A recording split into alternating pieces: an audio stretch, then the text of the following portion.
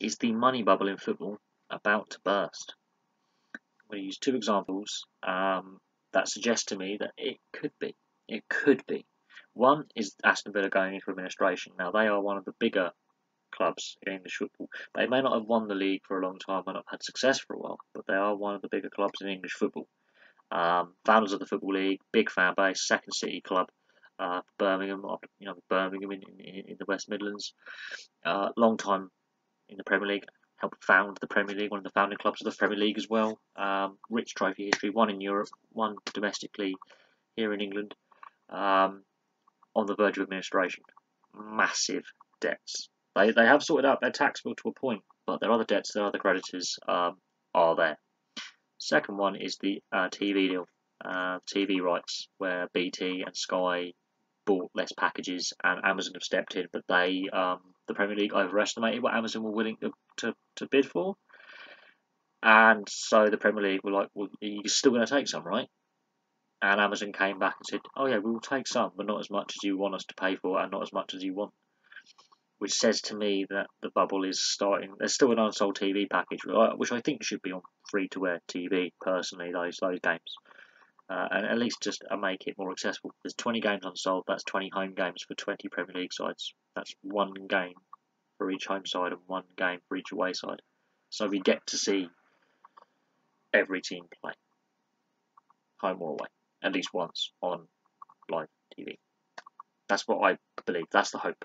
So to me, it does say that the money is starting to run out, because we're not seeing transfers on the same scale as Neymar last year, which was £250 million. I think the biggest transfer we see in this transfer market is around 45 million. And even then, the players that have been bought in, let's say, Fabinho, they paid 10 million too much for him. Van Dijk overpaid again. He's not worth 75 million. There are some transfers that are taking place, and I think the players are overvalued. But they're not going for the same price that Mbappe and Neymar went last summer. Not even close.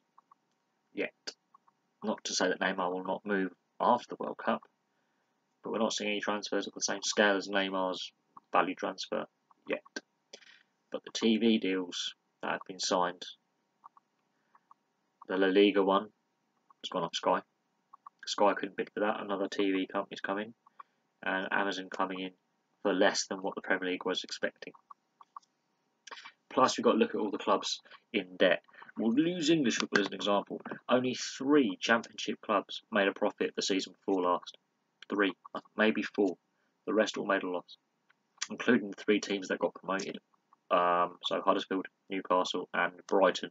The season they got promoted, all 3 of those clubs, including with their league finishing bonus and the playoff final bonuses and cash they got, all made a loss. They had to spend more to get into what is seen as the Holy Grail, which is the Premier League. Then you've got to look at clubs like West Brom and Swansea and Sunderland and Stoke and Plymouth and Portsmouth and Aston Villa and Blackburn and Oldham. The list could go along in English football that have got money problems. They've had either winding up orders, administration, docked points, issues with the tax office, crippling debts. So many clubs, and we're not even got on a Scottish football with Rangers and Dunfermline and Livingston and Gretna, and this comes up once a week. This gets discussed on a live stream. It comes up when a transfer is made. The club needs to make money. I think the money bubble is about to burst. Personally, I wouldn't say it has burst. I would say the market is now reaching a stress point. Football has finally caught up with the rest of the world economy. The world economy has finally caught up with football. The last 10 years have been financially tough for a lot of people. Not longer for some industries where they've been, real wages have been frozen. And economics has finally caught up with football. I think we may have another season or two, maybe a handful of seasons ahead where there's still a bit of money sloshing around, but I do think the days of £100 million transfers, £90 million transfers, £250 million transfers are numbered. I cannot see it continuing at current rate. Young people my age are not paying for pay-per-view or subscription sport. BT Sport is hemorrhaging money. Sky Sports is starting to have issues as well, and Amazon. We'll wait and see if Amazon Prime prices go up. A lot of people are saying, "Oh, I get it, part of my Amazon Prime package." They said that about BT, that BT customers would get BT Sport free, and it would be a free-to-air channel. That didn't last very long, did it? So we will see what happens with the current TV deal. But I do think the money train is starting to slow down, and the amount of clubs in financial difficulty is going up. So we'll see. All the facts and figures are available on various media websites. They're fully published. They're in the public domain. You cannot hide debt from the tax man, and tax is owed. So they are there to be seen. Operating profits and losses because they're publicly registered companies. They're in Companies House. So whoever runs a football club, be it Villa, has to register their company in the UK for tax purposes. So you can check on how much they're putting in as a profit or loss and how much is owed to the taxman in revenues and wages at PAYE. And Aston Villa owed 4 million, and they came to a payment agreement where they would pay it in instalments.